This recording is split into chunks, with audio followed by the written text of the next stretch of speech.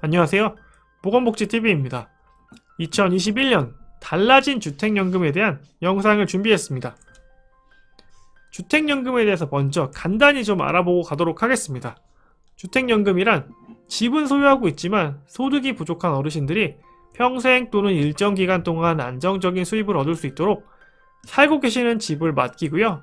그리고 그 집에 계속 거주하시면서 연금을 받게 되는 제도입니다.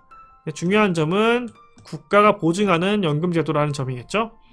자, 요거를 간단한 식으로 좀 보면은 가입자, 그러니까 내가 한국주택금융공사에다가 주택연금을 신청하시면 주택금융공사에서 심사를 하겠죠. 그리고 금융기관에다가 심사 결과를 보증서로 발급을 해줍니다.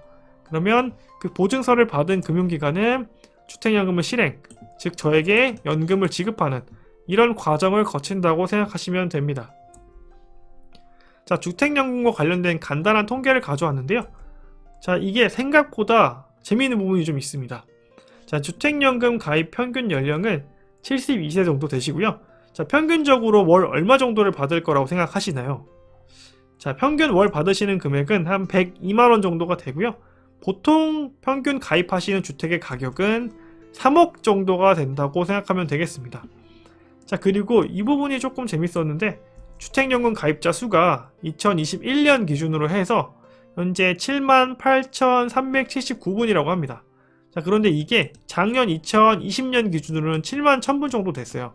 그래서 이게 7만 8천까지 올라간 거니까 약 10% 정도가 더 늘어났다라고 볼 수 있는데, 자, 이렇게 주택연금을 가입하시는 분들이 우리 주변에 생각보다 많이 계시고 매년 그 숫자가 늘어나고 있다는 점이 저희가 좀 주목해 봐야 되는 점이 아닌가 싶습니다. 자, 그러면 이 주택연금, 그래서 얼마를 주는데 이게 가장 중요하겠죠? 자, 주택연금의 월 지급액은 내 나이와 내 연령, 그리고 내가 가지고 있는 주택의 가격, 그 두 가지에 따라서 내가 받게 되는 연금의 수령액이 결정이 됩니다. 자, 예를 들자면 내가 65세인데 3억원짜리 주택을 가지고 있어요. 자, 그러면 65세인 경우에는 1억원당 25만 3천원을 받게 되시잖아요. 그렇기 때문에 25만 3천원 곱하기 3억짜리 집 하면은 약 월 75만 9천원을 받게 되시는 겁니다. 자, 그리고 이게 금액만 받는 게 아니라 내가 그 집에 계속 거주를 할 수 있는 거잖아요. 그렇기 때문에 이 거주에 대한 가치까지 생각을 한다면 실제로 내가 얻는 혜택은 75만 9천원보다 더 많다라고 생각할 수 있을 것 같습니다. 자, 이게 구체적인 식인데요. 자, 이 식 하나만 보면은 내가 대략 얼마를 받을 건지 그거를 확인할 수 있는데, 자, 결론부터 말씀드리면 연금 수령액은 주택 가격과 비례합니다. 그리고 나이와도 비례한다는 점, 나이가 많을수록 주택 가격은 더 많이 받을 수 있다는 점 참고하시면 되고요. 그래서 예를 들면 60세에 1억원의 주택연금에 가입을 했다. 그렇게 되면은 이제 월 21만 2천원을 받게 되시는 거고요. 65세인 분이 3억원 주택을 가입했다. 그러면 월 76만원. 그리고 70세이신 분이 6억짜리 주택을 가입했다. 그러면 월 184만 3천원을 받게 되시는 겁니다. 자, 같은 논리로 만약에 1억짜리 집을 80세이신 분이 가입을 했다. 그러면 월 47만 8천원을 받게 되시는 거고, 자, 70세이신 분이 9억원짜리 주택을 가입했다. 그러면 267만 5천원을 받게 되시는 겁니다. 자, 이런 식으로 당연하게도 내 주택 가격과 그리고 내 나이에 따라서 금액이 달라진다는 점 참고하시면 되고요. 그리고 본인의 주택 가격이 이렇게 딱 떨어지지 않는다면은 그 사이에 어딘가, 그리고 내 나이가 이렇게 딱 떨어지지 않는다면 이 사이에 어딘가의 금액을 내가 받게 되신다 라고 생각하시면 되겠습니다. 자, 그렇다면 주택연금의 가입 조건은 어떻게 될까요? 자, 몇 가지 조건이 있는데 가장 중요한 것만 추려서 말씀을 드리면, 부부 중 한 명은 일단 나이가 55세 이상이 되어야 됩니다. 자, 이게 과거에 60세였는데 55세까지 내려왔고요. 그리고 주택 가격은 공시가격 기준으로 해서 9억원 이하의 주택입니다. 자, 이게 과거에는 시가 9억원이었는데 공시가격으로 바뀌면서 실제로 시가로 치면은 약 12억에서 13억 수준의 집까지 가입을 하실 수 있게 된 겁니다. 그리고 부부 중 한 명 이상은 대한민국 국민, 대한민국 정부가 보증하는 연금이기 때문에 대한민국 국민을 대상으로 하고 있다 라고 이렇게 크게 세 가지 조건이 있다고 생각을 하시면 되고요. 자, 그 외에 저희가 조금 알아보면 좋을 만한 것은 다주택자도 가입은 가능합니다. 그런데 합산 공시가격이 9억 원 이하이면 가능한 거고요. 만약에 9억 원을 초과하는 이주택자인 경우에는 3년 이내에 주택 2개 중에 하나는 파셔야만 이제 가능하다는 점 참고해 주시면 되고요. 그리고 올해부터 이게 바뀐 점인데, 최근에 아파트 값이 많이 올라가면서 아파트나 주택 말고 오피스텔에 거주하시는 어르신들도 많이 계십니다. 그렇기 때문에 주거 목적으로 사용하는 오피스텔의 경우에는 주택연금에 가입을 할 수 있도록 바뀌었습니다. 자, 그렇기 때문에 이 부분도 참고하시면 많은 분들에게 도움이 될 것 같습니다. 자, 마지막으로 이제 주택연금과 장점과 단점을 좀 살펴보겠습니다. 뭐 마냥 좋은 것만 아니고요, 또 마냥 나쁘지만도 않다고 생각합니다. 자, 첫 번째로 주택연금의 가장 중요한 장점은 내가 그 집에 평생 거주할 수 있다는 점, 그리고 평생 지급을 보장받는다는 점입니다. 자, 한번 가입을 하시면 평생 동안 가입하신 분 그리고 배우자 모두 거주를 보장합니다.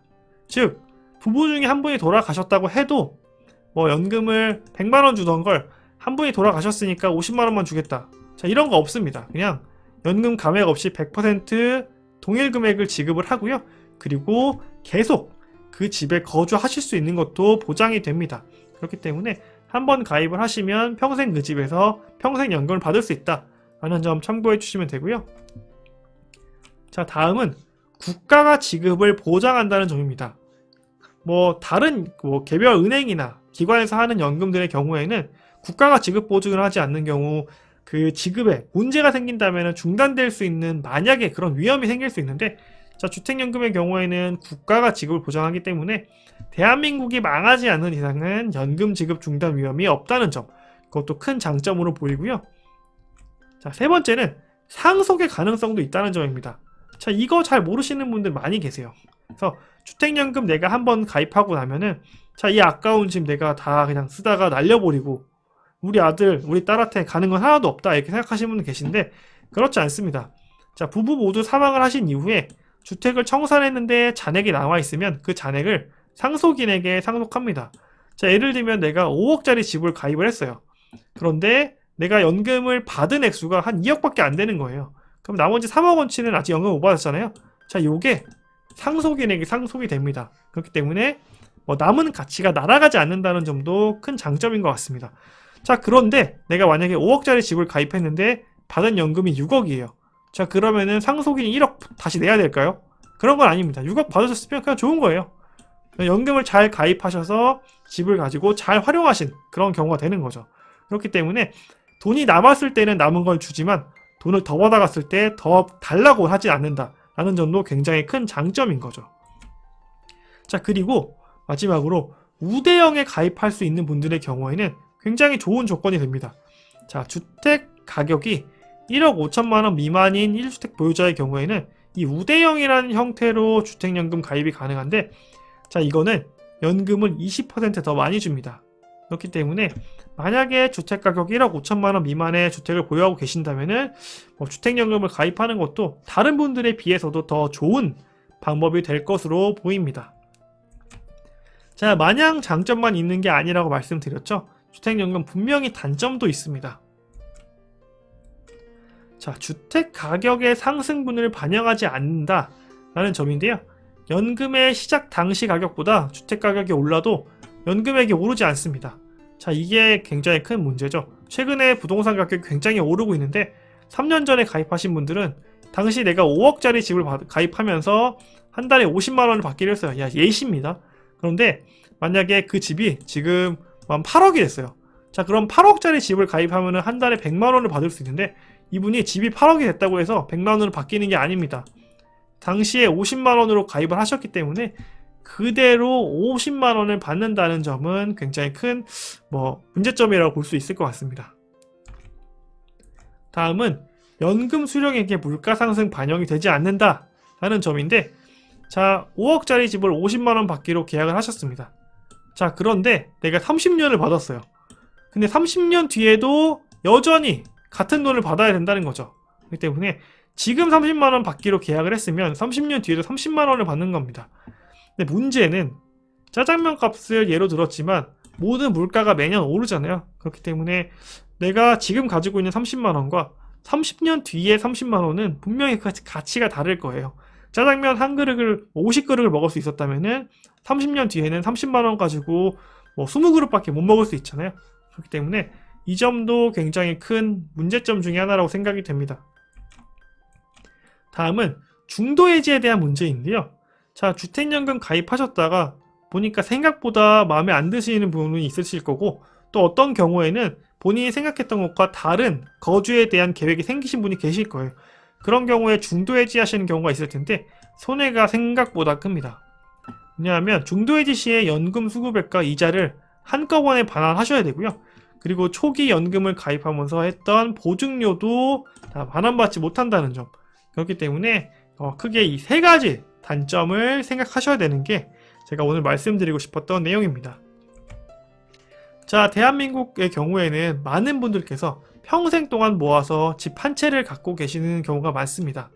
자, 대한민국 노후의 거의 대부분은 이 주택 하나를 만드는 과정에서 결국은 노후를 챙기지 못하게 되는데, 이 주택연금이 노후를 위해 사용할 수 있는 유일한 무기이신 분들이 정말 많습니다.